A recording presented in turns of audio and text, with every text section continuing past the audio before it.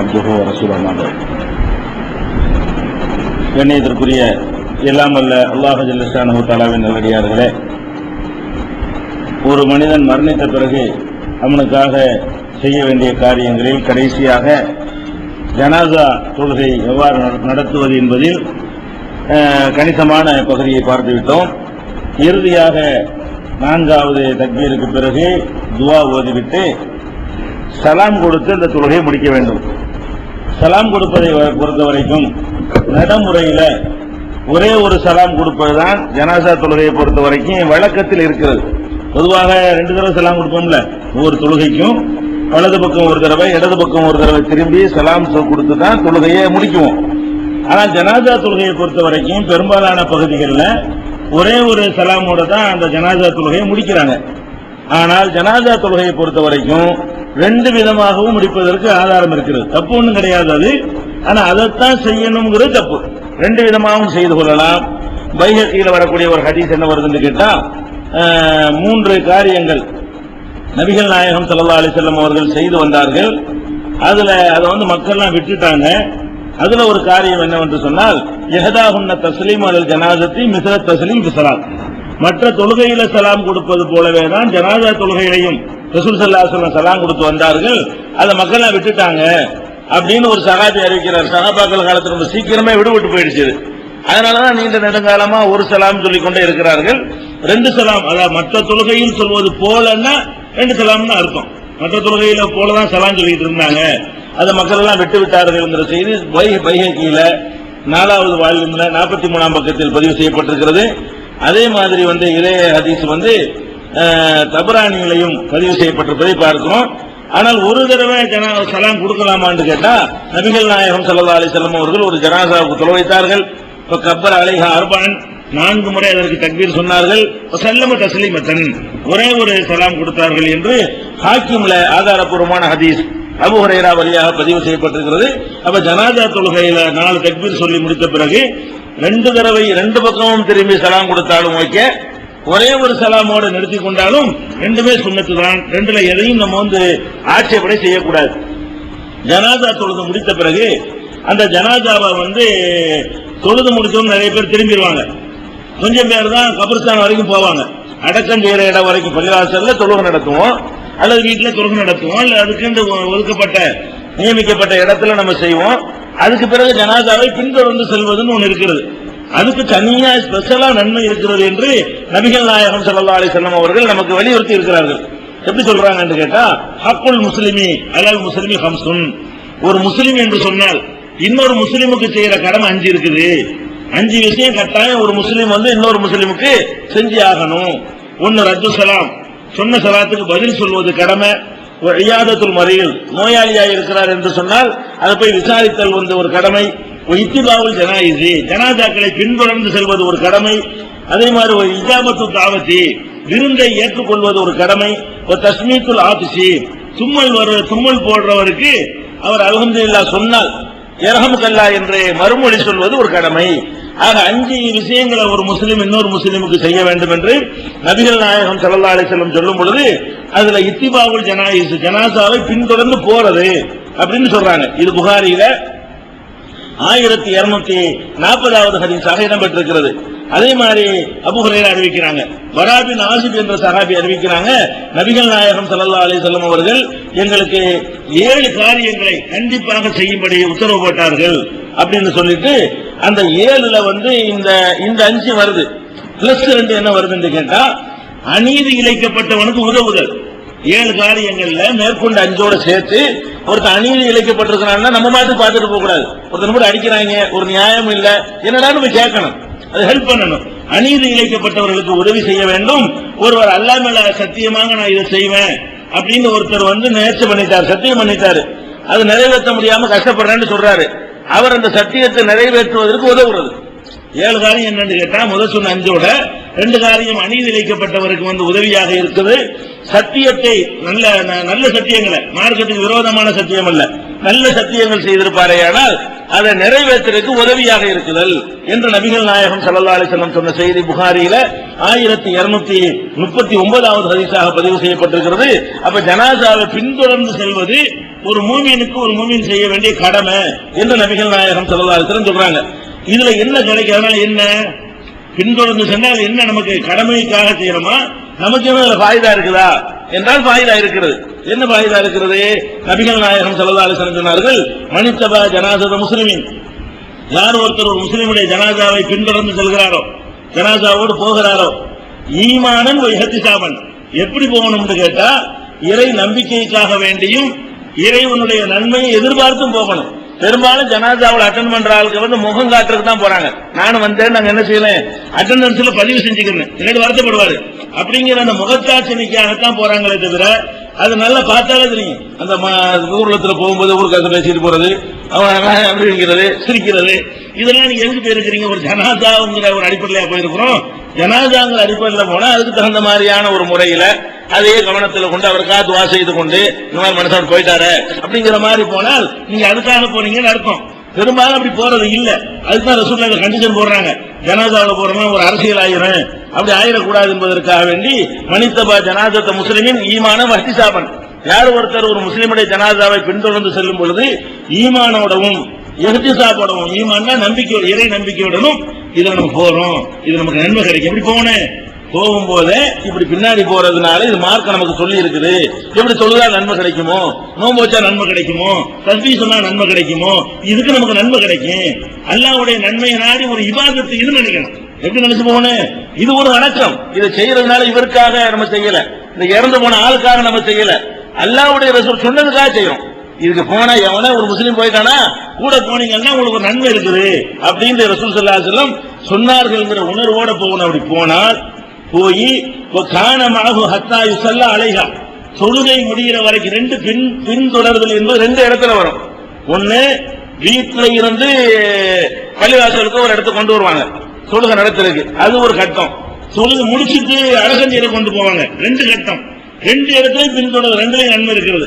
இப்ப ரசூல் ஸல்லல்லாஹு அலைஹி வஸல்லம் ஃபர்ஸ்ட் சொல்றது தொழுகைக்கு முன்னாடி வர்றாங்க சொல்றாங்க, ஹத்தா யுஸல்லா அலைஹா, தொழுகை நடக்கிற வரைக்கும் பின்தொடர்ந்து வந்தால், ஜனாசா வீட்டுக்கு போய் ஜனாசா எடுக்கப்பட்டு அந்த பள்ளிவாசலுக்கு ஒரு இடத்துல கொண்டு வருவாங்கல்ல, அது வரைக்கும் வந்து இப்புரகமின் லவனியா, அதை அடக்கி முடிக்கிற வரைக்கும், தொழுகையும் முடிச்சுட்டு மழை கொண்டு போய் அடக்கம் செய்வாங்களே அது வரைக்கும் அவர் போனாரையானால் இன்னஹு யர்ஜிஉ மினல் அஜ்ரி கீராத்தைனி, இரண்டு கீராத்துகள் நன்மையோடு அவர் திரும்புகிறார் அப்படிங்கிறாங்க.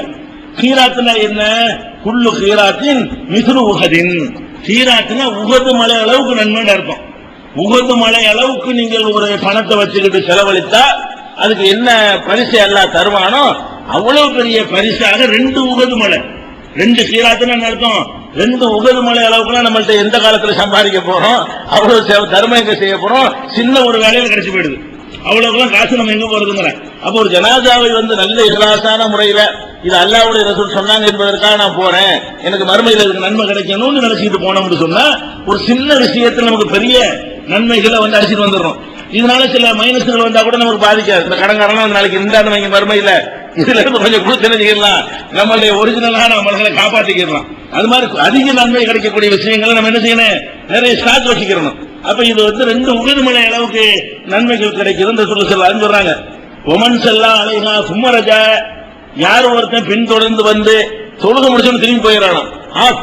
ரெண்டு கட்டம் இருக்குல்ல, பாதி பின்தொடர்ந்து வரணும், தொழுக வரைக்கும் வந்துட்டு அடக்கம் போகும்போது திரும்பி விட்டுட்டு போயிடறான். இப்படி போய்விட்டானே ஆனால் கபல அன் புதுப்பான அடக்கம் செய்யறதுக்கு முந்தைய திரும்பிட்டான், தொழுகையில கலந்துக்கிட்டா அடக்கம் வரைக்கும் வரல, அப்படி பின்தொடர்வானே ஆனால் இன்னமும் எரிஜோபி சீராத்தின், அவனுக்கு மோசம் போவாது, ஒரு சீராத்து கிடைக்கும், ஒரு உகது மலை அளவுக்கு என்ன செய்யும் நன்மை கிடைக்கும். அதான் அடக்கம் செய்யற வரைக்கும் வந்தார் ரெண்டு உகது மலை, தொழுகை நடத்துற வரைக்கும் பின்தொடர்ந்து வந்து ஜனாசாவோட வந்து அதுல தொழுகை முடிச்சவன அவன் பாட்டு வீட்டு வரைக்கும் போனான்னு சொன்னா அவனுக்கு ஒரு உகது மலை நன்மை கிடைக்கும். இந்த ஆரூர் புகாரியில 47வது ஹதீஸ்லயும் இருக்கிறது. இதே கருத்து புகாரியில 1325வது ஹதீஸ்லயும் இடம்பெற்றிருக்கிறது. இதனால பின்தொடர்ந்து செல்வது என்பது ரொம்ப ஒரு முக்கியமான ஒரு நல்ல காரியம். அடக்கம் செய்யற வரைக்கும் போய் வந்தால் ரெண்டு நன்மை கிடைக்கும். அதே நேரத்தில் இதுல நன்மை ஆர்வம் ஊட்டுறதுனால ஒருத்தன் வர்றான், தொழுகை திரும்பி போற, அவனு நீங்க குறைச்சல இயலாதீங்க, அது அவனா தேர்ந்தெடுக்க. ரசூலுல்லாஹ் காலத்துல அவங்க என்ன செய்யறாங்க, இதுக்கு அவனுக்கு ஒரு நன்மை, அதுக்கு வரைக்கும் ரெண்டு நன்மைங்கிறாங்கல்ல. இதோட ஒருத்தன் போறாங்க போகலாம், பெரிய பாரதூரமான பாவம் செஞ்சாலும் அர்த்தம் கிடையாது. ஆனா நன்மை இழக்கிறான். இவ்வளவு சுருக்கமான ஒரு வழியில பெரிய நன்மை கிடைக்குது, இது போய் இழக்கிறான்னா சின்ன வேலைக்கு பெரிய கூலி கிடைச்சா நம்ம விடுவோமா? உலகத்துல விடவே மாட்டோம். அப்ப கம்மியான வேலையில பெரிய அளவுக்கு கூலி கிடைக்கும் பொழுது அதை மிஸ் பண்ணாம பார்த்துக் கொள்ள வேண்டும். நபிகள் நாயகம் ஸல்லல்லாஹு அலைஹி வஸல்லம் ஒரு நாள் என்ன பண்றாங்கன்னா, சஹாபாக்கள் எல்லாம் கூடி இருக்கிறாங்க. கூடி இருந்தவங்க ஒரு கேள்வி கேட்கிறாங்க. மக்கள்கிட்ட 3 கேள்வி கேட்கிறாங்க. என்ன கேட்கிறாங்கன்னா, மன் அஸ்பஹ மின்குமுல் யௌம சாயிமன், இன்னைக்கு உங்கள யார் நோன்பு, ரமலான் இல்ல வேற நாள், ரமலான் இல்லாத ஒரு சாதாரண நாள்ல கேட்கிறாங்க. மன் அஸ்பஹ மின்குமுல் யௌம சாயிமன், இன்றைக்கு உங்கள நோன்பு வச்சுக்கிறவர் யாருன்னு கேட்கிறாங்க. அபூபக்கர் ரலியல்லாஹு அந்த இடத்துல எல்லாரும் இருக்காங்க, யாரும் பதில் சொல்லல. ஆனா நான் தான் அப்படிங்கிறார் அபூபக்கர். அப்புறமேலே ரசூல் ஸல்லல்லாஹு அலைஹி வஸல்லம் கேட்கிறாங்க, ஃபமன் தபிய மின்குமுல் யௌம ஜனாஸத்தன், இன்னைக்கு ஜனாஸாவை பின்தொடர்ந்து சென்றால் யாராவது இருக்கிறீங்களா அப்படின்னு கேட்கிறாங்க. அதுக்கு நான் தாங்கிறாரு, நான் இருக்கிறேனேங்கிறாரு. அதுக்கப்புறம் ரசூல் ஸல்லல்லாஹு அலைஹி வஸல்லம் கேட்கிறாங்க, ஃபமனாத மின்குமுல் யௌம மரீதன், இன்றைக்கு ஒரு நோயாளியை விசாரிச்சவங்க யாராவது இருக்கிறீங்களா கேட்கிறாங்க. அப்ப அபூபக்கர் அப்பவும் நான் தான் சொல்றாங்க. அப்ப ரசூல் ஸல்லல்லாஹு அலைஹி வஸல்லம் சொல்றாங்க, மஜ்தமான ஃபீ இம்ரியின் இல்லா தஹலல் ஜன்னா, இந்த 3 காரியமும் யாரிடத்துல ஒன்று சேர அமைந்திருக்கிறதோ அவர் சொர்க்கம் நுழையாமல் இருப்பதில்லை. நம்ம வாழ்க்கையில இந்த மாதிரி 3 காரியத்தை நம்ம தொடர்ந்து செஞ்சுட்டு வந்தோம்னு சொன்னா அவர் சொர்க்கத்தில் நுழையாமல் இருப்பதில்லை. மனிதனுக்கு செய்யற காரியங்கள்ல 3 என்ன? நோன்பு வைக்கிறது, வரலான நோன்பு இல்லாம எப்பெல்லாம் நோன்புக்கு தடை செய்யப்படாத நாட்கள் இருக்கிறதோ, ஆர்வமூட்ட நாட்கள் இருக்கிறதோ அந்த மாதிரியான நாட்கள்ல நோன்புகள் வைப்பது, நோயாளிகளை விசாரிப்பது, அதே மாதிரி ஜனாசாவை பின்தொடர்ந்து செல்வது, இதையெல்லாம் செய்தால் அவர் சொர்க்கத்தில் நுழைந்தே தீர்வார் என்று ரசூல் ஸல்லல்லாஹு அலைஹி வஸல்லம் சொல்றாங்க. இது முஸ்லிம்ல 1707வது ஹதீஸாக பதிவு செய்யப்பட்டிருக்கிறது. அப்ப இந்த மாதிரி ஜனாசாவை பின்தொடர்ந்து செல்ற அந்த பாக்கியத்தை நம்ம இழந்து விடக்கூடாது. அதே நேரத்தில் பெண்கள் ஜனாசாவை பின்தொடர்ந்து செல்வதற்கு தடை இருக்கிறது. ஜனாசா தூக்கிட்டு அதுக்கு தான் அங்க ஆயிஷா நாயகம் வீட்டுக்குள்ள வச்சு தொழுகை நடத்தினாங்க. இந்த கொண்டாந்து வைங்க, நாங்க தொழுகை நடத்த போறோம், பின்தொடர்ந்து வர்றதுங்கிறதுலாம் சரியா வராது. அப்ப இது எங்க இருக்குன்னு கேட்டா, உம்மத்தியா ரலியல்லாஹு அன்ஹா அவர்கள் அறிவிக்கிறார்கள், முஹீனா அனித்திபாய் ஜனாயிஸ் வலம் யோகம் அலைனா, ஜனாசாவை பின்தொடர்ந்து செல்லக்கூடாது என்று எங்களுக்கு தடை செய்யப்பட்டிருந்தது. ஆனால் அது வலிமையாக தடை செய்யப்படல. அதை தடை ரசூலுல்லாஹ் செஞ்சிருந்தாங்க. எப்படி செஞ்சாங்கன்னா, நீங்க வராம இருக்கு நல்லது, அப்படிதான் தடை செஞ்சாங்க, அந்த வரக்கூடாது. அதாவது ரசூல் ஸல்லல்லாஹு அலைஹி வஸல்லம் பெண்கள் ஜனாசாவை பின்தொடர்ந்து வருவதை அறவே கூடாது என்று ஹராமு மாதிரி தடுத்தாங்கன்னு அப்படி தடுக்கல. நீங்க ஏமா வர்றீங்க, இப்படி நீங்க வருஷம் வீட்டுல வச்சிருக்க வேண்டியதானே, நீங்க இதுக்கு போய் கஷ்டப்படுறீங்க, இந்த மாதிரி உள்ளதான் வலிமை இல்லாத தடை. உம்மாத்தியா சொல்றாங்க, முஹீனா அனித்திபாயில் ஜனாயிசி, ஜனாசாக்களை பெண்களாகிய நாங்கள் பின்தொடர்ந்து செல்லக்கூடாது என்று தடுக்கப்பட்டிருந்தோம். ஆனா வலம் யூசம் அலையினா, இது திட்டவட்டமாக உறுதியான தடையாக எங்களுக்கு விதிக்கப்படவில்லை. அப்படின்னா என்ன அர்த்தம்? திருமணம் வருவாங்க, வந்த வரைச்சிடக்கூடாது. ஜனாதா பின்தொடர்ந்த குடும்பத்தார்களை கடைசி வரைக்கும் வர்றாங்கன்னு வைங்க, விரட்டிலாம் நீங்க அடிச்சிட முடியாதுங்க. அதே மாதிரி நம்மளும் மென்மையா தடுத்துக்க வேண்டியது. உங்களுக்கு ஏமா இந்த வேலை, நீங்க உள்ள இருக்க வேண்டியாரமா இப்படி செய்யல, போன் விரட்டினா வன்மையான தடை. இப்படி நம்மளே தடுக்காம இருந்துடக்கூடாது. எப்படி தடுக்கணும்? நபிகள் நாயகம் தடுத்த அளவு தடுக்கணும். நீங்க வாடி விட்டு இருக்கீங்க, நீங்க வந்துட்டு இருக்கீங்க, சொன்ன பிறகு பின்னாடி வர்றாங்க, விட்டுற வேண்டியது. ஏன்னா ரசூல் ஸல்லல்லாஹு அலைஹி வஸல்லம் ஒரு விஷயத்தை வலிமையா தடுக்கலன்னா நம்ம அதே மாதிரி தடுத்துட்டு போயிட வேண்டியதான். வர்றவங்க வந்துட்டு போறாங்க, வராதவங்க வராம போறாங்க. இது புகாரியில 1315வது ஹதீஸாக இடம்பெற்றிருக்கிறதை பார்க்கிறோம். புகாரியில் 1278வது ஹதீஸாக இடம்பெற்றிருக்கிறது. அடுத்ததாக இந்த ஜனாசாவை கொண்டு போறோம்ல, கொண்டு தோல்ல தூக்கிட்டோம்னு சொன்னா ஆடி அசைஞ்சுக்கிட்டுலாம் போக கூடாது. ஜனாசாவுக்கு மட்டும் பாஸ்ட் தான். ஜனாசாவை தோல்ல தூக்கிட்டு என்ன செய்யணும்? வேக வேகமா கொண்டு இறக்கணும். மற்ற ஊர்வலங்கள், இந்த பேரணிகள் நடத்துறது, ஆர்ப்பாட்டங்களுக்கு நடத்துறது, வேற மாதிரியான ஊர்வலங்கள் என்ன செய்வாங்க? வேணும்டே டயத்தை பாஸ் பண்ணி ரொம்ப டைமான ரொம்ப ஆழ்ந்து மக்களை ஏமாத்தலாம்ல, அதுக்காக என்ன செய்வாங்க? 100 பேரை வச்சுக்கிட்டு ஒரு மணி நேரம் இந்த ஊர்வலத்தை விடுவாங்க. இதெல்லாம் அரசியலுக்காக வேண்டி செய்யக்கூடிய காரியங்கள். ஆனா அது இங்க வச்சுக்க கூடாது. ஜனாசா ஊர்வலம் எப்படி இருக்கணும்னு கேட்டா, தோல்ல தூக்கிட்டோமா ஃபாஸ்டா ஓடணும், நடக்க கூடாது. இன்னும் சொல்ல போனா குளிஞ்சு அந்த அரை ஓட்டம் இருக்குல்ல, ஓட்டமும் நடையும் சொல்லுவாங்கல்ல, ஒரே அடிக்க ஓடக்கூடாது, ஜனத்தை கீழே விழுந்துருங்க. அதுக்காண்டி நடக்கவும் கூடாதான். ஓட்டமும் நடைக்கும் மத்தியில உள்ளது இருக்குல்ல, அந்த மாதிரி சாய் செய்வாங்கல்ல, அந்த மாதிரி தவாப்புல, அந்த மாதிரியான சபா மருவாவுல அந்த மாதிரி என்ன செய்யணும்? கொஞ்சம் ஓட்டமும் நடையுமான முறையில போகணுமே தவிர ஆடி அசைஞ்சு மென்மையாக சுலபமா நடக்கக்கூடாது. அது எப்படி வருதுன்னா, அபூ ஹுரைரா அறிவிக்கிறாங்க, அஸ்ரிஊ ஜனாசா, ஜனாசாவை வேகமா எடுத்து ஓடுங்கள். ரசூல் ஸல்லல்லாஹு அலைஹி வஸல்லம் சொல்றாங்க, வேகமாக எடுத்து சொல்லுங்கள். ஏன் அப்படி சொல்றாங்கன்னு கேட்டா, ஃபஇன்தகு சாலிஹத்தன் ஃபகைருன் துகத்திமுனஹா, அது நல்ல ஜனாசாவா இருக்குன்னு வைங்க, தோல்ல தூக்கிட்டீங்க, தோல்ல தூக்கிட்ட அந்த ஜனாசா நல்ல ஜனாசாவா இருந்தா அது சொல்லுமா, ஏன்டா நல்லதுக்கு கொண்டு சீக்கிரம் கொண்டு கொடுங்கப்பா, கொஞ்சம் சீக்கிரம் விட்டா சீக்கிரம் கபர்ல நல்ல அந்த இன்பங்கள்லாம் சீக்கிரம் கிடைக்கும்ல, எதுக்கு லேட் பண்றீங்க அப்படிங்கிற மாதிரி அது பேசலாம். ஒய்யக்கு சிவாதாளிக்க கெட்டதா இருக்குன்னு வைங்க, அது கெட்டதை நீங்க லேட் பண்ணி சுமந்து விட்டுறது, சீக்கிரம் இறக்கி வச்சுருவா. உனக்கு நல்லது, நல்லதா இருந்தா அதுக்கு நல்லது, கெட்டதா இருந்தா சீக்கிரம் கொண்டு போய் உனக்கு நல்லது. ரசூல் ஸல்லல்லாஹு எப்படி சொல்றாங்கன்னு கேட்டா, ஜனாசா தோல்ல நிக்கிட்டீங்க, அப்ப நல்ல ஜனாசாவை நீ தூக்கிட்டு இருந்தா அது கிடைக்கக்கூடிய இன்பத்தை லேட் பண்றீங்க. நல்ல ஜனாசானா உடனே அங்க எல்லாத்தையும் இன்பங்கள்லாம் கிடைக்க போகுது, உடனே வைக்க போறோம். கபூர்ல முன்சன்னைக்கு விசாரிப்பாங்க, விசாரிக்கணும் சொற்களும் இன்பத்தை எல்லாம் காட்டுவாங்க. அப்படி அழகா அவர் தூங்கி ஜாலியா இருக்க போறாரு, அதை போய் நம்ம லேட் பண்ணலாமா? அவருக்கு கிடைக்கக்கூடிய அந்த வாய்ப்பை நம்ம லேட் பண்ணக்கூடாது. கெட்டதா இருக்குன்னு வைங்க, அந்த சமயம் என் தலையை நீந்திக்கு நிக்கிறேன், சீக்கிரம் தள்ளு. அப்ப ரெண்டுக்குமே சீக்கிரம் தான், அது நல்லதா இருந்தாலும் கெட்டதா இருந்தாலும் சீக்கிரம் கொண்டு தள்ளுவதுதான் நல்லது. அதுக்கு தான் ரசூல் ஸல்லல்லாஹு அலைஹி வஸல்லம் சொல்றாங்க, பொய்யின்தகு சாலிஹத்தன், அது சாலிஹான நல்ல ஜனாசாவா இருந்தால் கைரும் துகத்திமுனஹா, நல்லதுக்கு சீக்கிரமா கொண்டு போனீங்க. பொய்யின்தகு சிவாதாலிக்க, அப்படி இல்லாம இருந்தால் சர்ரும் தலவுனஹன் ரிகாபிக்கும், உங்கள் தோல் பூஜ்யத்திலிருந்து கெட்டது சீக்கிரம் இறக்கி வச்சுட்டீங்க. கெட்டது சீக்கிரம் இருக்கிற ஒரு நன்மையாக கிடைக்குமா இல்லையா அப்படின்னு சொல்லி ரசூல் ஸல்லல்லாஹு அலைஹி வஸல்லம் சொல்றாங்க. இது புகாரில 1315வது ஹதீஸாக இடம்பெற்றிருக்கிறது. அதே மாதிரி அபூ ஹுரைரா அறிவிக்கிறாங்க. அபூ சயீத் அல்-குத்ரி ரலியல்லாஹு அன்ஹு அவர்கள் அறிவிக்கிற ஒரு ஹதீஸ் இருக்கிறது. ரசூல் ஸல்லல்லாஹு அலைஹி வஸல்லம் சொல்றாங்க, இதா உலியத்து ஜனாஸா, ஜனாஸா வைக்கப்படுமையானால், வைக்கிறத சண்டாக்கள் வைக்கிறதுனா சண்டாக்கு பெட்டி கட்டிலே ஏதாவது ஒன்று வைப்பாங்கல்ல. இப்படி ஜனாஸா வெறும் பாடியை தூக்க முடியாதுல, கீழே ஒரு பலகை ஏதாவது இருந்ததை வச்சு தூக்க முடியும். அதுல வைத்த உடனே வஹத்த மலகர் ரிஜாலு அல ஆனாக்கியும், ஆண்கள் தங்களுடைய தோள்களிலே ஜனாசாவை சுமந்து விட்டார்களேயானால், பொய்யின்கான சாலிகத்தன், அது சாலிகான ஜனாசாவாய் இருக்குமையானால், காலத்து கத்திமோனி, சீக்கிரம் கொண்டு போய் என்று சொல்லும். தோல்ல தூக்கணும்னு இதுக்குப்பா மெதுவா போறீங்க, வேகமா கொண்டு போப்பா என்று சொல்லும்.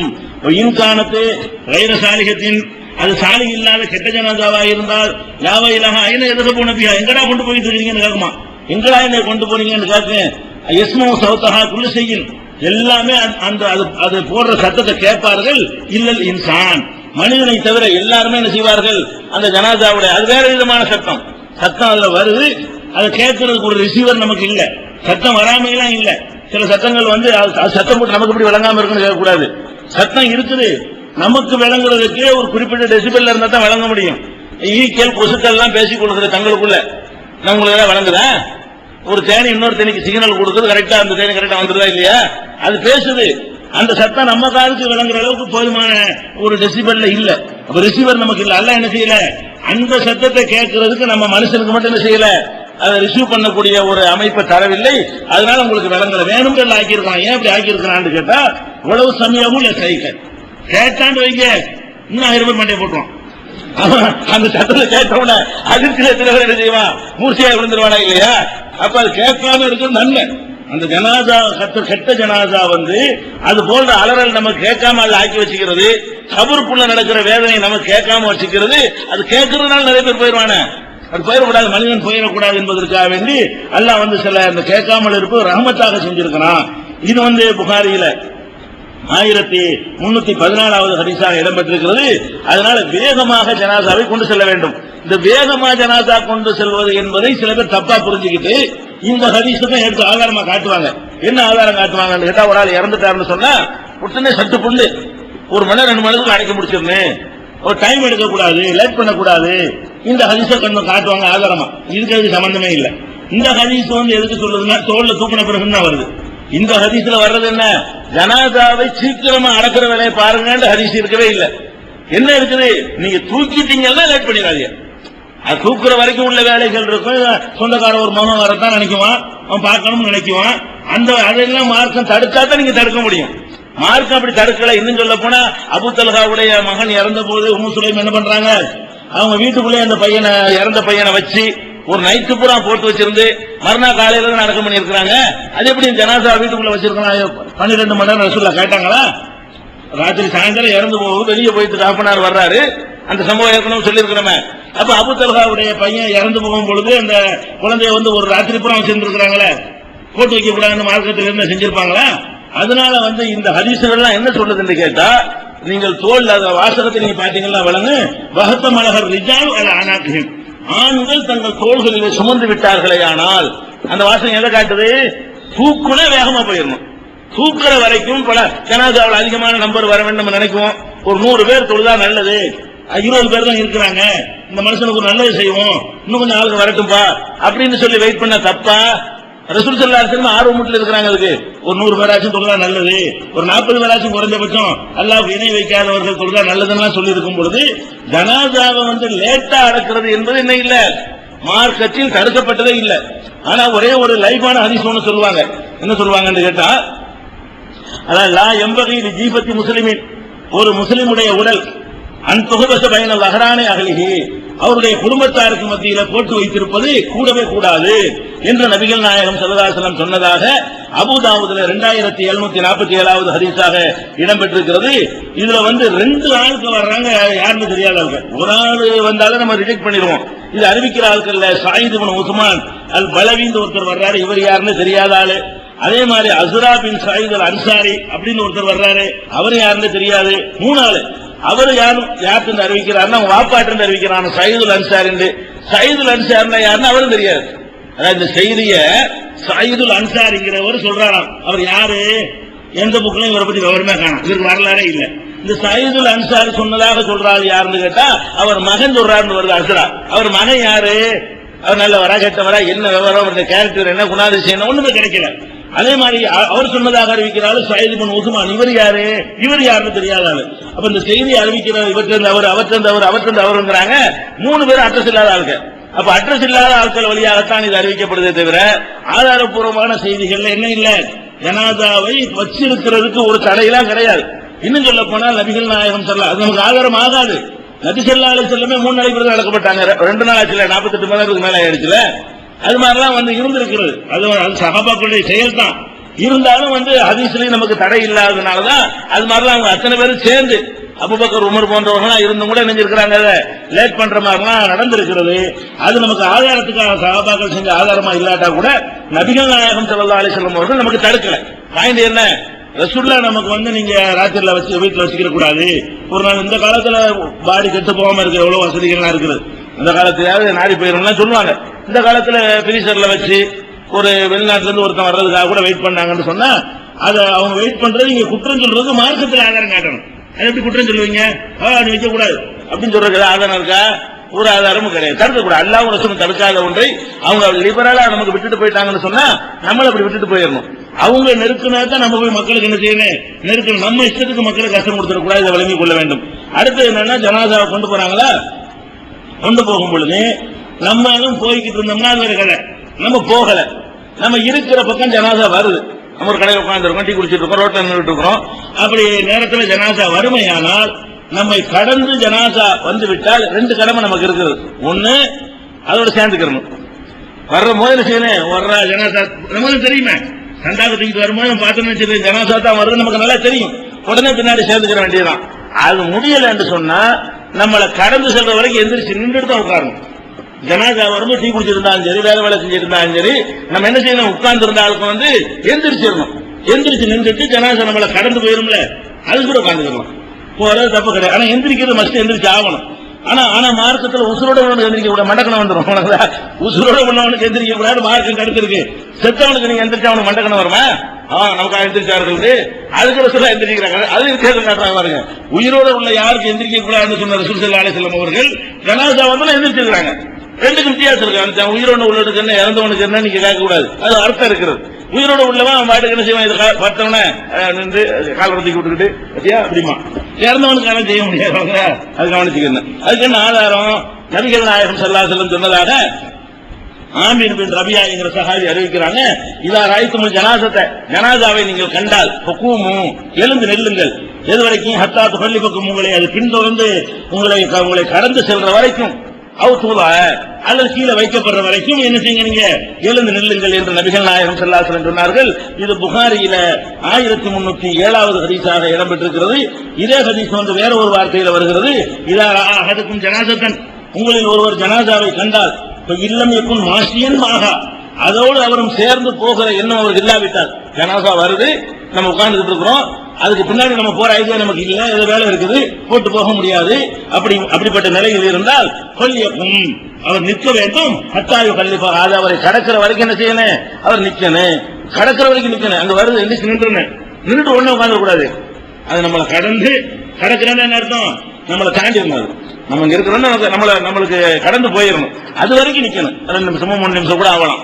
அது வரைக்கும் நீங்க நின்று கொள்ள வேண்டும் என்று நபிகள் நாயகம் ஸல்லல்லாஹு அலைஹி வஸல்லம் சொன்னார்கள். இது புகாரியில 1308வது ஹதீஸாக இருக்கிறது.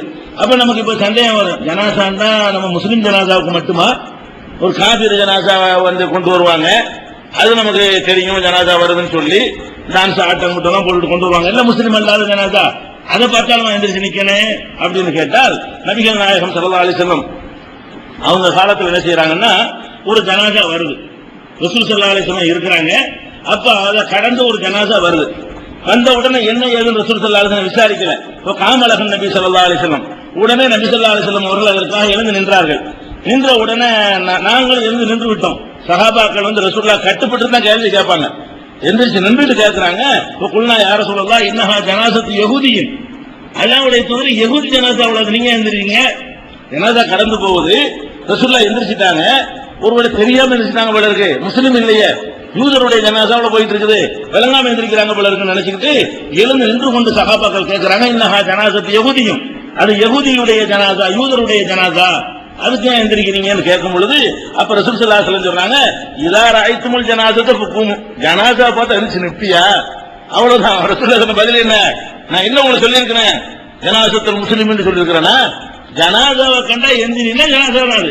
அது யூத ஜனாஸாவா இருந்தா உனக்கு என்ன, வேற இந்து ஜனாஸாவா இருந்தா உனக்கு என்ன, கிறிஸ்துவ ஜனாஸாவா இருந்தா உனக்கு என்ன, ஜனாஸாவை கண்டா எந்திரிக்க சொன்னா, முஸ்லிம் ஜனாஸா முஸ்லிம் அல்லாத ஜனாஸா நான் உனக்கு சொன்னா, அந்த வாசகத்தை யாகப்படுத்துறாங்க. இதா ரஅய்துமுல் ஜனாஸத ஃபுகும், ஜனாஸாவை கண்டா எந்திரிங்கன்னு நான் உங்களுக்கு சொல்லியிருக்கிறேன் அப்படின்னு சொல்லிட்டு, அப்ப அதுக்கு நின்றுதான் ஆகணும் என்பதை சொல்கிறார்கள். 1311 புகாரி இதுல இருக்கிறது.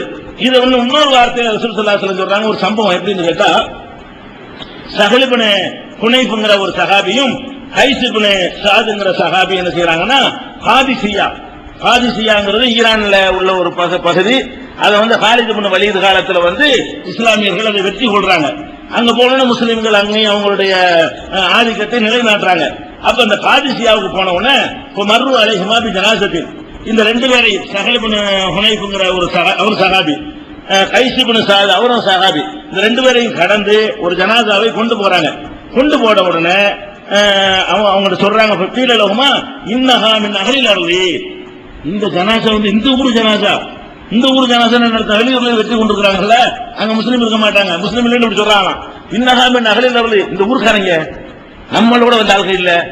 சஹாபாக்கள் வெளியூர்ல இருந்து அந்த காதிசியாவை பிடிச்சிருக்கிறாங்க, ஆட்சியை கைப்பற்றிருக்கிறாங்க. அப்ப ஒரு பாடியை கொண்டு போனா யார் பாடியது? உங்க பாடி கிடையாது, மதீனாவுக்கு பாடி கிடையாது, அது உள்ளூர் ஆளுடைய ஜனாசா, முஸ்லீம் அல்லாத ஜனாசான்றது அப்படி சொல்றாங்களாம். அப்படி சொன்ன உடனே ஃபகாலா 2 பேரும் சொன்னார்கள், இன்ன நபி ஸல்லல்லாஹு அலைஹி வஸல்லம், நபிகள் நாயகம் ஸல்லல்லாஹு அலைஹி வஸல்லம் காலத்துல மரத் பிஹி ஜனாசத்துன், ஒரு ஜனாசா அவர்களை கடந்து சென்றது. ஃபகீல லஹு, ஃபகாம அவர்கள் எழுந்து நின்றார்கள். ஃபகீல லஹு, அவங்கள்ட்ட சொல்லப்பட்டது, இன்னஹா ஜனாசத்து யஹூதியின், அது யஹூதி ஜனாசா என்று அவர்கள்ட்ட சொல்லப்பட்ட பொழுது ஃபகால அவர்கள் சொன்னார்கள், அலைஸத் நஃப்ஸன், அது ஒரு உயிர் இல்லையா? அது ஒரு உயிர் தானப்பா இருந்திருக்கு, அங்கே அதுல உயிர் தானே இருந்துச்சு, அது அப்படின்னு சொல்லி நபி ஸல்லல்லாஹு அலைஹி வஸல்லம் அவர்கள் அது ஒரு மனித உயிர் என்றுதான் பார்த்தார்களே தவிர எந்திரிச்சு நிற்பதற்கு, சொர்க்கம் நரகம் கிடைக்கிறதுக்கு அது வேற அளவுகள், எந்திரிச்சு நிக்கிறது ஒரு மத நல்லிணக்கத்தை காட்டுறது. இன்னும் சொல்ல போனா இந்த ஜனாசாவுல இப்படி எல்லாமே அப்படி வரணும்.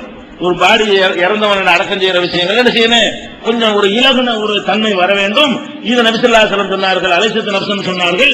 அதனால நாங்களும் எந்திரிச்சு நிக்கிறோம் சொல்லி அந்த 2 சஹாபாக்களும் தாங்கள் எழுந்து நின்றது நியாயப்படுத்தினார்கள், ரசூலுல்லாஹ்வுடைய சொல்ல ஆதாரம் காட்டி. இது புகாரியில 1313வது ஹதீஸாக பதிவு செய்யப்பட்டிருக்கிறது. இந்த இடத்துல நம்ம ஒரு நடவடிக்கை பார்க்கணும். பொதுவாக இந்த நம்ம சமுதாய மக்கள் சிலர் விளங்காம பள்ளிவாசல் இருக்கும், ஒரு ஜனாசாவை கொண்டு போவாங்க, எங்க தெருவுல ஜனாசா கொண்டு வரலாமா, முஸ்லீம் அல்லாத ஒரு ஆளுடைய உடலை கொண்டு போனா எதுல நீங்க என உணர்வு, இதான் என உணர்வா, இதான் இஸ்லாமிய பண்பாடா? நபிகள் நாயகம் ஸல்லல்லாஹு அலைஹி வஸல்லம் அவர்கள் மஸ்ஜித் நபவியில் இருக்கிறாங்க, உலகத்துல பெரிய சிறந்த பள்ளிவாசல், 2வது பள்ளிவாசல், அதை கடந்து போகும்போது எழுந்து நிக்கிறாங்க. ரசூல் ஸல்லல்லாஹு அலைஹி வஸல்லம் எழுந்து நின்றாங்களே, அப்ப எங்க நிக்கிறாங்க? பள்ளிவாசல் நிக்கிறாங்க. பள்ளிவாசல் எந்த பள்ளிவாசல்? அல்லாஹ்வுடைய ஆலயம் காபத்துல்லாஹ்வுக்கு அடுத்தபடியாக சிறந்த பள்ளி இருக்க, அந்த பள்ளியில இருக்கும் பொழுது அதை கடந்து எது போகுது? ஜனாதிபதியை கடந்து, ஜமாத்து தலைவரை கடந்து, அல்லாஹ்வுடைய ரசூலை கடந்து, அல்லாஹ்வுடைய சிறந்த பள்ளியை கடந்து ஜனாசா போகுது. அதை தடுக்கிற அளவுக்கு நம்ம ஆளுக்கு போயிட்டு இருக்காங்க இன்னைக்கு ஜனாசாவை. அதனால வளர மாட்டாங்க இஸ்லாம், நம்மளை காட்டு மிராடி தான் நினைக்கிறார்கள். ஏன் இறந்து போனவன் கொண்டு போயிடும், அவன் சடங்கு படி தான் கொண்டு போவான். உங்க சுண்ணத்து நீங்க எல்லாம் மார்க்கத்தை மீறிட்டு சஹாதா அஸ்ஹது அல்லா இலாஹ இல்லல்லாஹ் சொல்லிட்டு போறீங்க. நீங்க மட்டும் கரெக்டா போறீங்களா? நீங்க மட்டும் சந்தன கூட எடுத்துக்கிட்டு ஆடல் பாடல் கூத்து கும்மாளம் நீங்க செய்றீங்களா பள்ளிவாசல்ல? என்னமோ பள்ளிவாசலுடைய குருமத்தை கண்ணியத்தை பேர்ன மாதிரி அவன் கெடுக்க வந்துட்டாங்கிற மாதிரி எல்லாத்தையும் பண்ணுவாங்க. பள்ளிவாசலுடைய எல்லா கண்ணியத்தையும் கெடுக்கிறது யாரு? இந்த பக்கத்துல தொழுகை நடந்துகிட்டு இருக்கா, கந்தூரி தர்கா இருந்துச்சுன்னு வைங்க, பாடம் போட்டு விட்டுருவாங்க, சொல்ல முடியாது, டிஸ்டர்ப் பண்ணுவாங்க. அடுத்தவன் செஞ்சா மட்டும் ஒரு கோபம் வரும். அப்ப இதெல்லாம் மார்க்கத்தில் உள்ளது கிடையாது. அதனால ஒரு பள்ளிவாச பக்கமே ஒரு பாடியை கொண்டு வந்தாங்கன்னா எந்திரிச்சு நிக்க சொல்ற ஒரு மார்க்கத்தில் எப்படி நீங்க டிஸ்டர்ப் பண்ணுவீங்க? எப்படி தடுக்கிறது? அது பாவமா போயிடும். ரசூல் ஸல்லல்லாஹு அலைஹி வஸல்லம் வழிகாட்டுதலுக்கு மாற்றமானது நம்ம தெருவுல வந்தாலும் சரி, நம்ம பள்ளிவாசல கடந்து போனாலும் சரி, முக்கியமா நம்ம கருதுற இடத்துல வந்தாலும் சரி, ஜனாசாவை தான். ஜனாசாவுக்கு தனி மரியாதை. யார் உசுரோடு இருக்கிறவனுக்கு எந்திரிக்க கூடாதுன்னு சொல்ற அளவுக்கு உள்ள ஒரு மார்க்கத்துல அதுக்கு மட்டும் எந்திரிச்சு மரியாதை கொடுக்குறாங்கன்னா, அப்ப அதை கவனத்தில் கொண்டு என்ன செய்யணும்? நம்ம நம்முடைய நடவடிக்கையில் அமைத்துக் கொள்ள வேண்டும். இதுல அறிஞர்களுக்கு மத்தியில ஒரு கருத்து வேறுபாடு இருக்கு. என்ன கருத்து வேறுபாடுனா, ரசூல் ஸல்லல்லாஹு அலைஹி வஸல்லம் அவங்க ஆரம்பத்துல நின்றாங்க, பின்னாடி இது மாற்றப்பட்டுருச்சு அப்படி சொல்லக்கூடிய அறிஞர்களும் இருக்கிறார்கள். ஆரம்பத்தில் நின்றாங்க, முதல்ல நின்று இருந்தாங்க, பிறகு அது தவறு தேவையில்லைன்னு சொல்லிட்டு அதுக்கப்புறம் அவங்க நிக்கிறது இல்லை என்று ஒரு கருத்தை என்ன செய்யறாங்க? நம்ம குர்ஆன் ஹதீஸ் அடிப்படையில் முடிவு சொல்லக்கூடிய பல அறிஞர்கள் கூட அந்த கருத்தை என்ன செய்யறாங்க? முன் வைக்கிறாங்க. ஆனா தப்புங்க. ரசூல் ஸல்லல்லாஹு அலைஹி வஸல்லம் அவர்கள் இதை ஒரு காலத்திலே மாற்றவே இல்லை. ஒரு ஹதீஸ் அவங்க தப்பா விளங்கிட்டு, சரியான ஹதீஸ் தான், தப்பா விளங்கிட்டு என்ன செய்யறாங்க? ஆரம்பத்தில் நின்றாங்க, அப்புறமேல் மாத்திட்டாங்கன்னு சொல்றாங்க. அது என்ன ஹதீஸ்? முஸ்லிம்ல வருகிறது. அலி ரலியல்லாஹு அன்ஹு அறிவிக்கிறாங்க, அதாவது அன்னஹு காம ரசூலுல்லாஹி ஸல்லல்லாஹு அலைஹி வஸல்லம் சும்ம காத, ரசூல் ஸல்லல்லாஹு அலைஹி வஸல்லம் நின்றார்கள் பிறகு உட்கார்ந்தார்கள் இருக்கு. நின்றார்கள் பிறகு உட்கார்ந்தார்கள் சொன்னா இது நிக்கிறோட அர்த்தம் தருமா? ஆரம்ப காலத்தில் நின்று விட்டு பிறகு உட்கார்ந்தார்கள் அந்த அர்த்தமா இது வர? நின்றார்கள் அப்புறம் நிக்கவில்லைன்னு வரணும். நின்றார்கள் மாத்திரம் எப்படி வரணும்? ஆரம்ப காலத்தில் நின்றார்கள், அதுக்கப்புறம் ஜனாதா என்ன செய்யறது இல்ல, நிக்கிறது இல்லைன்னு வரணும். இதுல என்ன வருது? ஆமா, நின்றார்கள் சும்மா காத பிறகு உட்கார்ந்தார்கள் அர்த்தம். நின்றுகிட்டே இருக்கக்கூடாது. இதுல மாற்றப்பட்ட அர்த்தமே வரவே இல்லை. சாதாரணமா நீங்களும் நானும் இந்த வார்த்தையை உங்க பாஷையில சொல்லி பாருங்க. நின்றார்கள் பிறகு உட்கார்ந்தார்கள் அர்த்தம்.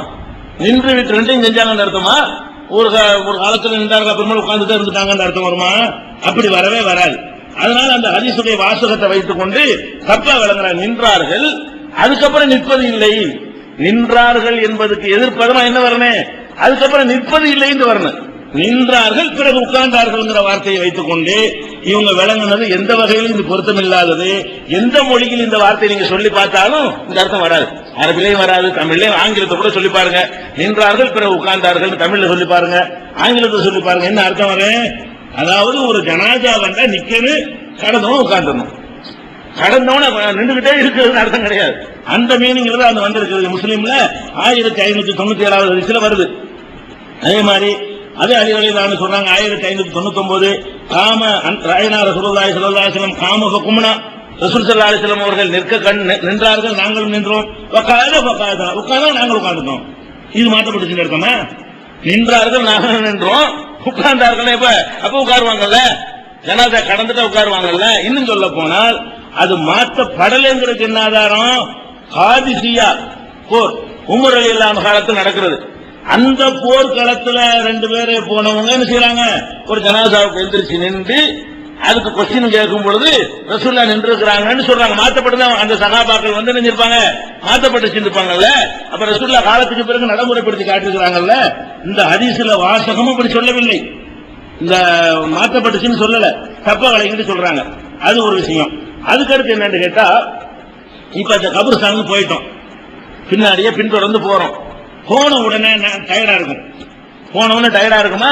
டயர்டா இருந்தால் வேகமா ஓடி போய் கபர்ஸ்தானுக்கு உட்கார்ந்துக்கிறது. முன்னாடி ஓடி போய் என்ன செய்யறது? ஜனாசா வந்துகிட்டே இருக்கு, ஒரு முன்னாடியே போய் என்ன செய்யற? கபர்ஸ்தான்ல உட்கார்ந்துருவாங்க. அதுக்கு தடை இருக்கிறது. அதாவது ஃபர்ஸ்ட் முதலிடம் கல்யாணத்துல மாப்பிள்ளைக்கு முதலிடம் மாதிரி, இதுல ஜனாசாவுக்கு தான் முதலிடம். ஒவ்வொரு இடத்துலயும் ஒரு ஹீரோ இருப்பாங்களா இல்லையா? இதுல முதலிடம் யாருக்கு? ஜனாசாவுக்கு தான். ஜனாசாவை வச்சுட்டு தான் நம்ம உட்காரணும். நம்ம உட்கார்ந்த பிறகு ஜனாசா வைக்கிறதுங்கிற வைக்க கூடாதான்.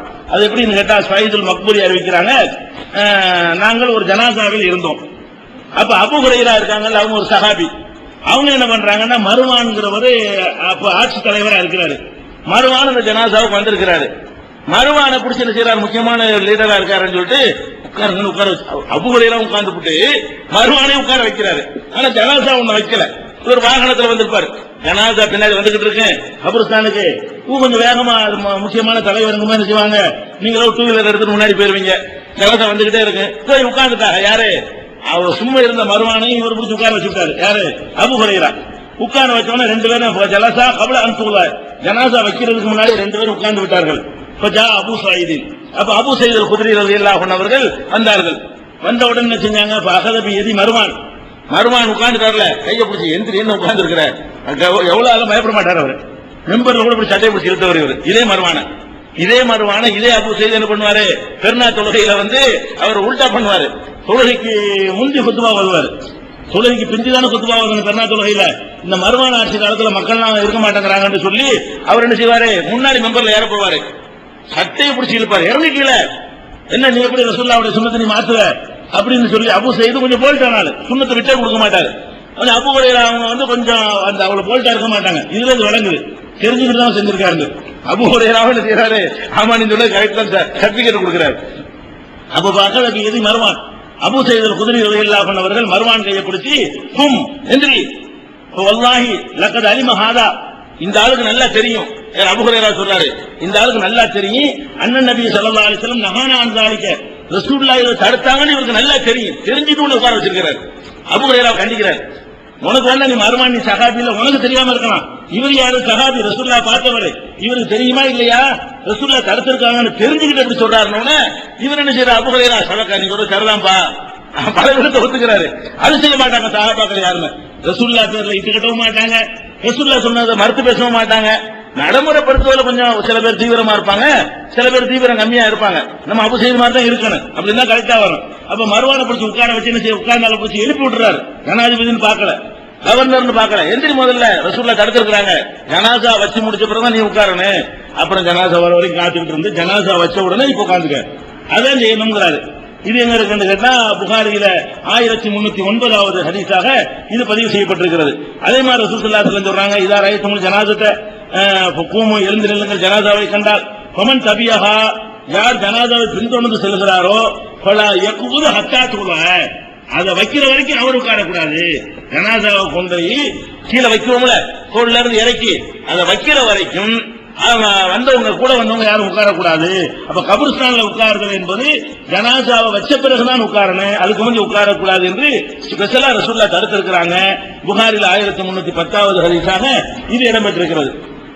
அடுத்து என்னன்னு கேட்டா, அந்த ஜனாசாவை பின்தொடர்ந்து செல்லும் பொழுது வேகமா போகணும்னு சொன்னோம்ல, அதுக்குரிய ஆதாரம் சொல்லவில்லை.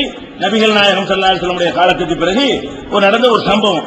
என்ன சம்பவம்னு கேட்டா, அப்துர் ரஹ்மான் இப்னு சம்ரா அப்படிங்கிறவர் இறந்து போயிடுறாரு. இறந்தவன ஜியாத் இருந்தார்ல, ஜியாதுங்கிற ஒரு ஆட்சி தலைவர், ஒரு முக்கியமான ஆளு.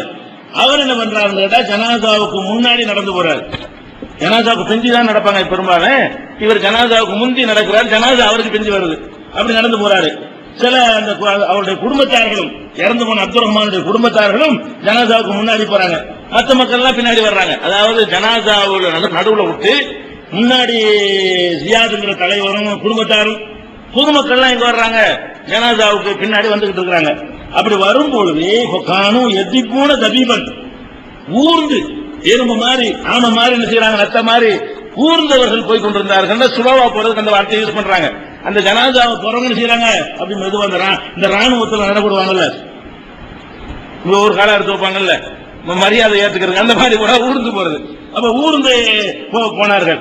போன உடனே அப்ப அபூ பக்ராங்கிற ஒரு சஹாபி, அபூ பக்கர் இல்ல, அபூ பக்ராங்கிறவங்க ஒரு சஹாபி, அவங்க அவங்களுடைய கோவில் கழுதையில ஏறி ஏசாப்புல வந்துட்டு இருக்காங்க. அந்த அவர் பாக்குற, என்னடா இப்படி போறாங்க, ஜனாசாவை தூக்கிக்கிட்டு என்னமோ ஆடி அசைஞ்சு தேர் போற மாதிரி போறாங்களேன்னு சொல்லிட்டு அவருக்கு கோபம் வருது. உடனே என்ன செய்யறாரு, கோவில் கழுதையை கூட்டத்தில் விட்டுறாரு. அந்த கூட்டத்திலே விடுறாரு, வெறிச்சு ஓடுறதுக்காக வேண்டி விட்டு விரட்ட, ஓடு என்ன விளையாடுறியான்னு சொல்றாரு. அந்த கோவில் கழுதை உள்ளக்கு நுழைக்கிறாரா, பலம்பார் அல்லது எத்தனை ஹமல அலைஹிம் பகலத்திகி, அவங்க செய்யற இந்த செயலை பார்த்த உடனே தன்னுடைய கோவேறு கழுதையை விட்டு தாக்க ஆரம்பித்தார். கோவேறு கழுதை விட்டா, குதிரை விட்டா நீங்க ஓடுவீங்கல்ல, ஓட வைக்கிறாரு. சொல்லிட்டு அகவா இலைகின்ற சவுத்தி சவுக்கை எடுத்து சொல்றாரு, என்ன விளையாடுறீங்க, ஓடலாம், ஓடு அப்படின்னு விரட்டுறாரு. விரட்டின உடனே அப்ப சொன்னாங்க, வல்லதி அக்ரம வஜ்ஹ அபுல் காசிம் ஸல்லல்லாஹு அலைஹி வஸல்லம், அபுல் காசிம் இருக்கார், ரசூல் ஸல்லல்லாஹு அலைஹி வஸல்லம் இருக்காங்களே, அவங்களுடைய முகத்தை கண்ணியப்படுத்தி வைத்த அல்லாஹ்வின் மீது ஆணையாக சொல்கிறேன், லகத் ரஅய்துனா மா ரசூலில்லாஹி ஸல்லல்லாஹு அலைஹி வஸல்லம், ரசூல் ஸல்லல்லாஹு அலைஹி வஸல்லம் அவர்களோடு நாங்களும் ஜனாசாவில் கலந்திருக்கிறோம். எப்படி கலந்திருக்கிறோம் தெரியுமா? இன்னால நக்காத நறுமலபிஹா ரம்லன், நாங்க குலுங்கி குலுங்கி ஓடுவோம், அந்த மாதிரி கலந்திருக்கிறோமே தவிர இப்படி நடந்த நாங்க கலந்துக்கிறோம். நீ அதை விட மோசமா போற, சாதாரணமா கூட நாங்க நடந்து போக மாட்டோம். ரசூலுல்லாவோடு நாங்கள் கலந்திருக்கும் பொழுது ஓட்டமும் நடையுமாக நாங்கள் போய் கொண்டிருந்தோம், நீங்க என்ன ஆடி அசைஞ்சு போறீங்களான்னு சொல்லி சவுக்கையால் அடிச்சு விரட்டினார் என்ற செய்தி நசைங்கிற நூல்ல 1886வது ஹதீஸாக பதிவு செய்யப்பட்டிருக்கிறது. இதை அந்த மாதிரி போன ஜனாசா பாஸ்டா தான் போகணும். அடுத்தபடியாக இப்ப ஜனாசாவுக்கு முன்னாடி போகலாமா, பின்தொடர்ந்ததுன்னா அந்த வாசகம் வருது, இருந்தாலும் முன்னாடி போகலாமான்னு கேட்டா முன்னாடியும் போகலாம், முன்னாடி கூட தப்பு கிடையாது. அதுக்கு ரசூல் ஸல்லல்லாஹு அலைஹி வஸல்லம் என்ன செய்யறாங்கன்னு கேட்டா அனுமதிக்கிறாங்க. எப்படி செய்யறாங்கன்னா, அர்-ராகிபு கல்ஃபல் ஜனாஸா வல் மாஷி ஹைதுஷா மின்ஹா, ஜனாசாவை பின்தொடர்ந்து செல்பவர் வாகனத்தில் செல்வாரையானார். அந்த காலத்துல குதிரை ஒட்டகத்துல போவாங்க, இந்த காலத்துல சைக்கிள் டூ வீலர்ல போவோம், கார்ல கூட போவோம். ஜனாசாவில் என்ன செய்வோம், வசதியான ஆட்களா இருந்தா கார் கூட எடுத்து தப்பு கிடையாது. ஜனாசாவில் தூரம் தொலைக்கி போறது இப்ப இந்த காலத்துல அப்படித்தான் போயிடுச்சு. ஏன்னா நடந்து போற தூரத்துல கபர் இருக்காது, பெரிய சிட்டி ஆயிடுச்சுன்னு சொன்னா ஊருக்குள்ள கபர் வச்சா பேய் வந்துடும், பிசாசு வந்துடும், என்ன பண்ணிடுவாங்க, ஊருக்கு வெளியே கொண்டே வச்சிருவாங்க. ஊரை 20 கிலோமீட்டர் சுற்றுலா இருந்தா அப்ப 25 கிலோமீட்டர் போனா தான் கபர் கிடைக்கும். அப்ப அந்த மாதிரியான லெவலுக்கு விடுமையானால் நடந்த போயிடுமா, அப்ப வாகனத்தில் பின்தொடர்ந்து செல்ற மாதிரி கூட வரும். அப்படி போனால் ரசூல் ஸல்லல்லாஹு அலைஹி வஸல்லம் சொல்றாங்க, அர்-ராகிபு கல்ஃபல் ஜனாஸா, வாகனத்தில் செல்ற யாரா இருந்தாலும் ஜனாசாவுக்கு பிந்தி தான் போகணும். வல் மாஷி ஹைதுஷா மின்ஹா, நடந்து செல்றவர் எப்படி வேணாலும் போ, ஜனாசாவுக்கு முந்தி வேணாலும் போ, ஜனாசாவுக்கு வலப்புறம் வேண்டாலும் போய்க்க, ஜனாசாவுக்கு இடப்புறம் வேண்டாலும் போய்க்க, ஜனாசாவுக்கு பின்னாடி வேண்டாலும் போய்க்க, ஜனாசாவோட சேர்ந்து போகணும், அவ்வளவுதான். அதுக்கு முன்னாடி விட்டு நம்ம பின்னாடி போகணுங்கிற ரூல் எல்லாம் கிடையாது. ஹைதுஷா விரும்பினபடி போங்கிறாங்க. அப்ப ஜனாசாவை வேகமா கொண்டு போயிட்டு இருக்காங்கன்னு சொன்னா, இன்னும் சொல்ல போனா சில நேரத்துல வேகமா போகலன்னு வைங்க, நம்ம ஒரு 4 பேர் முன்னாடி வேகமா போனா அதுக்கு முன்னாடி வேகமா வந்துடும், நல்லவா முடியும். இவங்க ஆடி அசைஞ்சு வர்றாங்கன்னு வைங்க, ஒரு 10 பேர் நம்ம முந்தி போகணும், வேகமா முந்திக்கிட்டு போய் வேகமா ஓடணும் வைங்களேன், அவங்களும் பின்னாடி உள்ளவங்களுக்கு அந்த வேகம் தன்னால எடுத்துரும். அதுக்கெல்லாம் ஒரு தேவைப்படும். அதனால நீங்க முன்னாடியும் போய்க்கிடலாம், பின்னாடியும் வரலாம். ஆனா டூ வீலர்ல சைக்கிள்ல போனா முன்னாடி போக கூடாது, வாகனத்தை குதிரையிலே கழுதையிலே போனோம்னா என்ன செய்யக்கூடாது, அது பின்னாடி போகணும். அப்ப ரசூல் ஸல்லல்லாஹு அலைஹி வஸல்லம் அவர்கள் இப்படி தடுத்தார்கள் சொல்லி திருமதியில 952வது ஹதீஸ், அது மாதிரி நஸீ அஹ்மதிலும் இந்த ஹதீஸ் இடம்பெற்றிருக்கிறதை பார்க்கிறோம். ஆனால் சில பேர் என்ன செய்வாங்க, வாகனத்துல போகலான்னு வந்துருச்சுல 2 சட்டம் வழங்குறோம். ஜனாசாவுல வாகனத்துல போறவர் பின்னாடி போகலான்னு மட்டும் வழங்கல, ஜனாசாவை பின்தொடர்ந்து வாகனத்திலும் போகலாம். வாகனம் நடந்துதான் போகணும்னு சட்டம் கிடையாது, வாகனம் வச்சுக்கிறவங்க என்ன செய்யலாம், வாகனத்திலையும் போகலாம் என்பதையும் நம்ம விளங்கிக் கொள்றோம்.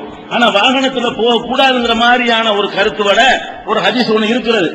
அந்த ஹதீஸ் என்னன்னு கேட்டா, ரசூல் ஸல்லல்லாஹு அலைஹி வஸல்லம் அவங்க ஒரு ஜனாசாவுக்கு போயிட்டு இருக்காங்க, பூர்வமா இருக்கும் போல இருக்கு. அதனால என்ன பண்றாங்க, உடனே ஒரு வாகனத்தை கொண்டு வர்றாங்க, குதிரையோ ஒட்டகத்தை ஏதோ ஒண்ணு செய்யறாங்க, கொண்டு வந்து ஏறுங்க ரசூலுல்லாஹ்வே அப்படின்னு கேட்கறாங்க.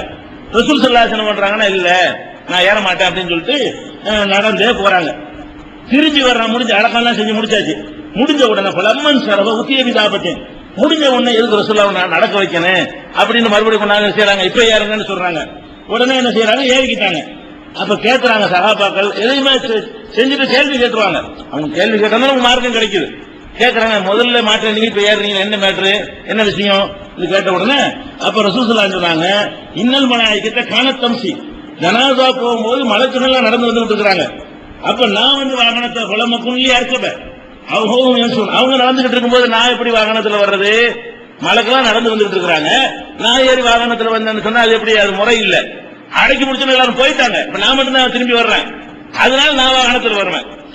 ஜனாசா போகும் பொழுது மலக்குகள் வர்றாங்க, நல்ல ஜனாசாவுக்கு மலக்குகள் வருவாங்க ஒரு சட்டம் எடுத்துக்கலாம். மலக்குகள் வர்ற காரணத்தினால நான் என்ன பண்றேன், மலக்குகள் நடக்க நான் வாகனத்தில் வருவது என்பது எனக்கு உடன்பாடாக இல்ல. அடக்கி முடிச்ச உடனே மலக்குகள் வானவர்கள் நான் போயிட்ட காரணத்தினால் நான் இப்ப ஏறிக்கிறேன்னு சொல்றாங்க. இதை வச்சுக்கிட்டு அபுதாவுதுல 2763வது ஹதீஸ் சரியான ஹதீஸ் தான். இதை வச்சுக்கிட்டு என்ன செய்யக்கூடாது, போகும்போது ஏறக்கூடாது, வரும்போது தான் ஏறினாங்கிறாங்க. இது தப்பு. ஏன் தப்புங்கிறோம், ரசூல் ஸல்லல்லாஹு அலைஹி வஸல்லம் அவர்கள் அவங்களுடைய சிறப்பு தகுதி இது. மலக்கு நீங்க பாப்பீங்களா, நீங்களும் பார்த்தா வேணா அப்படி வைக்கீங்க. ரசூல் ஸல்லல்லாஹு அலைஹி வஸல்லம் அவர்கள் மலக்குகள் நடந்து வந்ததை பார்த்தாங்க, பார்த்தா தானங்க மரியாதைலாம். இப்ப கூட எத்தனை மலக்குகள் நிப்பாங்க, நம்ம மரியாதை கூட இப்படி சாஞ்சி உட்கார்ந்துருப்போம், இப்படி இருப்போம். மலக்கு இருக்குமா என்ன இப்படி உட்காந்து பார்த்தா தானப்ப மரியாதை. ஆக்காட்டி இந்த ஸ்கிரீனுக்கு பின்னாடி வாப்பா இருக்காரு, நீங்க எப்படினாலும் சேட்டை பண்ணலாம, எப்ப மரியாதை என்னோட மரியாதை நம்ம கேட்பாங்களா? இந்த ஸ்கிரீனுக்கு பின்னாடி வாப்பா இருக்காரு, நீங்க பார்க்கல, நீங்க என்ன சேட்டை வேணாலும் பண்ணனால அப்பனை வச்சுட்டு மரியாதை இல்லாம நடக்கிறார கேட்பாங்களா? மரியாதைங்கிறது எப்ப கண்ணால பார்த்தா தான். அல்லது வாப்பா நிக்கிறாரு, முதுகுக்கு பின்னாடி நிக்கிறாரு, அவன் சேட்டை பண்ணிட்டு இருக்கிறான், யாராச்சும் அவன் போய் கேட்பாங்களா? என்னடா வாப்பாக்கு மரியாதை இருந்து வாப்பாவா அப்படிமா? இவனே இல்லையா? மரியாதை எல்லாம் எப்ப கண்ணால பார்த்தா தான். பார்க்கலன்னா மரியாதை பேச கிடையாது. அப்ப மலக்குகளை அல்லாஹ்வுடைய ரசூல் பார்ப்பாங்க, நம்ம பார்க்க மாட்டோம். இறை தூதர்ங்கிறதுனால மாணவர்களை பார்க்கிறாங்க. நமக்கு என்ன சொன்னாங்க? அர்-ராகிபு கல்பல் ஜனாஸா, வாகனத்தில் வருவன் ஜனாசாக்கு பின்னாடி வரலாம், வாகனத்துல வரலாம்னு அனுமதி கொடுத்துட்டாங்க, ஜனாசாக்கு பின்னாடி வரணும்னு சொல்லிட்டாங்க. நமக்கு பெர்மிஷன் கொடுத்த பிறகு மலக்கு வருவாங்க மலக்கு வர மாட்டாங்கிற டாபிக் நமக்கு கிடையாது. நம்ம வாகனத்தில் வரலாம். அது அல்லாஹ்வுடைய ரசூலுடைய சிறப்பு சட்டம் என்பது என்ன செய்யணும், புரிந்து கொள்ள வேண்டும். இது நமக்கு ஒன்றும் தடை கிடையாது. அடுத்ததாக இந்த அடக்கம் பண்ணணுமா, கொண்டு ஜனாசாவெல்லாம் தொழுதாச்சு, அப்புறம் கொண்டு போயிட்டோம். கொண்டு போன உடனே அவங்களை அடக்கம் பண்ணி முடித்த பிறகு, அடக்கம் பண்றதுக்கெல்லாம் அதை ஒரு தெளிவுபடுத்த வேண்டியிருக்குது. அதுக்கு ஒரு பெரிய ஒரு பாரதூரமான ஒரு முறையெல்லாம் கிடையாது. நம்முடைய மண்ணுக்கும் நம்முடைய நாட்டுக்கும் அந்த இருக்கிற இடத்துக்கும் தகுந்தவாறு அந்த பாடியை மறைக்கணும், அவ்வளவுதான். ஏன்னா நம்ம ஏற்கனவே சொல்லியிருக்கோம், ஒரு கபூர்ல மூணு ஜனாசாவும் அடக்கி இருக்கிறாங்க, ஒரு கபூர்ல 2 பேரை போட்டு அடக்கி இருக்கிறாங்க. அதுக்கு ஒரு குறிப்பிட்ட ஒரு ஃபார்முலா, இத்தனை கரெக்டா வரணும், இந்த மெஷர்மெண்ட் எல்லாம் இதெல்லாம் கிடையாது, அதெல்லாம் கிடையாது. அதெல்லாம் நம்மளோட வசதிக்கு தப்பும் கிடையாது. அதான் கபரை தோண்டுவது என்பதற்கு அதுக்கு ஒரு அளவோ, அதுக்கு ஒரு இத்தனை அடி ஆழத்தில் இருக்க வேண்டும், இத்தனை அடி அகலத்தில் இருக்க வேண்டும், இந்த மாதிரியான ஒரு முறைகள் எல்லாம் நமக்கு ரசூல் ஸல்லல்லாஹு அலைஹி வஸல்லம் கற்றுத்தரவே இல்லை. பல மாதிரி வெட்டிருக்கிறாங்க. புலி வெட்டுற ஆளுடைய கைவண்ணத்தை பொறுத்தது. சில ஆள் அறக்குறைய ஒரு மாதிரியா வெட்டுவாரு, சில ஆள் என்ன செய்வாங்க, தொழிலா செய்யறாங்க, அழகா பர்ஃபெக்டா சூப்பரா என்ன செய்வாங்க, வீடு மாதிரி கூட வெட்டுவாங்க. அதெல்லாம் அவங்களுடைய கைவண்ணத்தை பொறுத்தது. இதுக்குன்னு எந்த ஒரு குறிப்பிட்ட ரூல் ஒன்றும் கிடையாது. புலி தோண்டி அவங்களை அடக்கம் பண்ணி மறைக்கணும், அவ்வளவுதான். சில பகுதிகளில் அவங்கள என்ன செய்வாங்க, ஒரு கட்டையெல்லாம் சாட்சி வச்சு ஒரு பாயெல்லாம் போட்டு மண் அவர் மேல படாம அப்படிலாம் பண்ணுவாங்க. பண்ணிட்டு போங்க, ஒண்ணும் கிடையாது. அதுல மார்க்கம் ஒண்ணு உங்களுக்கு குறுக்கெல்லாம் நிக்கல. நீங்க மண்ணை படாம செஞ்சா கூட ஒரு நாள் 2 நாள் செஞ்சிருக்கிறேன் அரைச்ச உடனே அது மண்ணு உள்ள ஒரு நாள் தான் உழுவ போகுது. எப்போதைக்கு நம்ம ஒரு மன திருப்திக்காக நம்ம செஞ்சுக்கிற வேண்டியதுதான். அதனால இந்த குழி தோன்றது இதுக்கெல்லாம் எந்த ஒரு ரூலும் கிடையாது. இது நம்ம விளைவிக்கிறோம். அடக்கி முடிச்ச பிறகு என்னன்னு கேட்டா ஒரு ஆளை அடக்கம் பண்ணிவிட்டோம், ஒரு தேவைக்காக வேண்டி, ஒரு அவசரத்துக்காக வேண்டி அடக்கம் பண்ணதை எடுக்க வேண்டி வருது. அப்படி வருமா இல்லையா? அது ஒரு நவீன காலத்துல கொலை செஞ்சு போச்சுடுவாங்க, கற்கொலைன்றுவானுவோ, இயற்கை மரணம்ன்றுவாங்க. கடைசியில் சம்பந்தப்பட்டவங்களுக்கு கம்ப்ளைண்ட் கொடுத்தவனே மறுபடியும் பாடியை தோண்டி பார்த்தா தெரியுங்கிறதுக்காக வேண்டி என்ன செய்வான், அடக்கம் பண்ண பாடியை தோண்டி எடுப்பான். இந்த மாதிரி எல்லாம் ஒரு ஆளை அடக்கம் செய்து விட்டு திருப்பி எடுக்கலாமா, எடுக்கிறதுக்கு மார்க்கத்தில் அனுமதி இருக்கான்னு கேட்டா அது கூட அனுமதி இருக்கிறது. இந்த மாதிரி ஒரு பெரிய நோக்கத்துக்கு இல்ல, சும்மா ஒண்ணுமில்லாத ஒரு நோக்கத்துக்காக கூட என்ன செய்யலாம், அது மாதிரிலாம் செய்யலாம். அதுக்கு என்ன ஆதாரம் கேட்டா, ஜாபீர் ரலியல்லாஹு அன்ஹு அவர்கள் அறிவிக்கிறாங்க, உஹது போருக்கான நேரம் வந்த உடனே ரஆனி அபி, இந்த ஜாபீருடைய தகப்பனார் அப்துல்லா இருக்காங்க, அவங்க உஹது போர்ல கொல்லப்படுறாங்க. கொல்லப்படுறதுக்கு முன்னாடி, போருக்கு போறதுக்கு முன்னாடி இவர் இளைஞர் ஜாபீர் ஒரு 18 வயசு 16 வயசு இளைஞரா இருக்கிறாரு.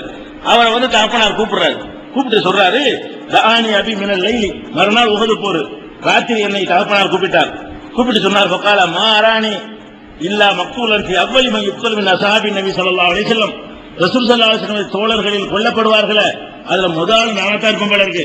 நான் ஒரு வைராக்கியமா இருக்கிறேன், இந்த களத்துல நம்முடைய வீர பராக்கிரமத்தை காட்டி ஆகணும்னு நான் உறுதியா இருக்கிறேன். அதனால நான் அநேகமாக கொல்லப்பட்டு விடுவேன் முதல் நாள் சொல்றாரு.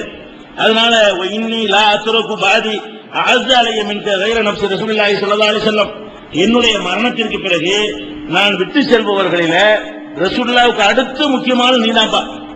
நான் போன பிறகு நான் விட்டு செல்றதுல ரொம்ப எனக்கு பிரியமான ஆள் ரசூலுல்லாஹ் தான். அதுக்கு அடுத்து யாரு, நீ தான் இருக்கிற. ரசூல் ஸல்லல்லாஹு அலைஹி வஸல்லம் அடுத்தபடியாக உன்னைத்தான் நான் ரொம்ப முக்கியமாக நான் கருதுகிறேன். இன்ன அலைய தைனன், எனக்கு சில கடன்கள் இருக்கிறது, பக்லி நீ அந்த கடன் நிறைவேற்று. அகவாத்திய கைரா, உனக்கு அக்கா தங்கச்சினா இருக்கு நிறைய, அது ஒரு விஷயத்தை நல்லபடியா நடந்து, ஒரு ஆள் ஆம்பளை பிள்ளை பொம்பளை பிள்ளை விஷயத்துல நீங்க தங்கச்சிமார்கள்ட்ட ஒழுங்கான முறை நடந்துக்க அப்படின்னு எனக்கு வசியத்து செய்தார்கள். அசுபகனா விழுந்தது இப்ப காண அவ்வள கத்தீரின் சொன்னபடி முதல்ல கொல்லப்பட்ட உஹது போர்ல ஃபர்ஸ்ட் கொல்லப்பட்ட ஆளை யாருன்னு கேட்டா அப்துல்லா தான் கொல்லப்படுறாங்க. ஜாபீருடைய தகப்பனாரு அப்துல்லா தான் கொல்லப்படுறாங்க.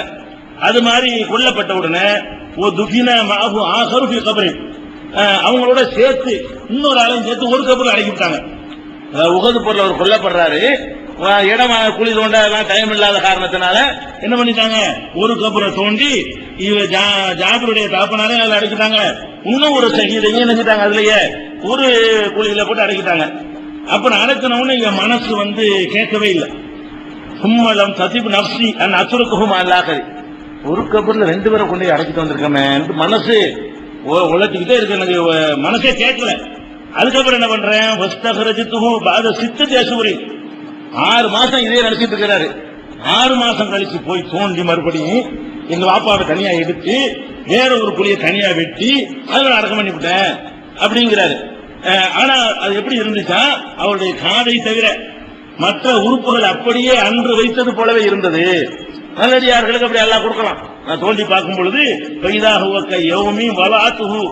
புனையத்தன் கொஞ்ச நேரத்துக்கு முந்தி வச்ச உடல் மாதிரி தான் இருந்தது. கையில உதனிகை அவருடைய காதை தவிர, காது வெட்டப்பட்டிருக்கலாம், பொருளை வெட்டப்பட்டதுனால காது இல்லாம இருந்திருக்கலாம், காதை தவிர மற்றதெல்லாம் அப்படியே ஃப்ரெஷ்ஷா இருந்தது என்று சொல்லி ஜாபீர் இப்னு அப்துல்லா அறிவிக்கிறாங்க. இது புகாரில 1351 இருக்கிறது, 1352 இது இருக்கிறது. வேற ஒரு கபர்ல நான் அடக்கம் பண்ணேன்னு இருக்கிறது. இதுல என்ன விளங்குதுன்னு கேட்டா, அப்ப ரசூல் ஸல்லல்லாஹு அலைஹி வஸல்லம் இது உஹதுல நடக்குது. உஹது நடந்த 6 மாசம் என்பது கண்டிப்பா ரசூல் ஸல்லல்லாஹு அலைஹி வஸல்லம் இருந்திருக்கிறாங்க. அதான் உஹதுக்கு 8 வருஷம் கழிச்சா மூத்தா போறாங்க. அப்போ இது ரசூல் ஸல்லல்லாஹு அலைஹி வஸல்லம் வாழுகிற காலத்தில் நடக்குது. ரசூலுல்லாஹ்வுடைய காலத்துக்கு பிந்தி நடந்தா இதெல்லாம் தப்புன்னு போயிடலாம். அப்ப நபி ஸல்லல்லாஹு அலைஹி வஸல்லம் காலத்திலேயே நடந்ததுனால அவங்களுடைய அங்கீகாரம் இல்லாமல் நடந்திருக்க முடியாது. தோண்டிட்டியாமலும் எடுத்துட்டியாமலும் கேள்விப்பட்டு ரசூல் ஸல்லல்லாஹு அலைஹி வஸல்லம் கண்டிக்கவும் இல்ல, சும்மா 2 கபருக்கு போய் ஒரு கபர்ல அடக்கணும் இருக்கே தோண்டி எடுத்திருக்காங்கன்னு சொல்லும் பொழுது இந்த மாதிரியான மருத்துவ விஷயம் மற்ற விஷயங்களுக்கு எல்லாம் எடுப்பது தப்பு இல்லை. இது தொடர்பாக இன்னும் சில ஆதாரங்கள் இருக்கின்றன. இன்ஷா அல்லாஹ் நாளை பார்க்கலாம்.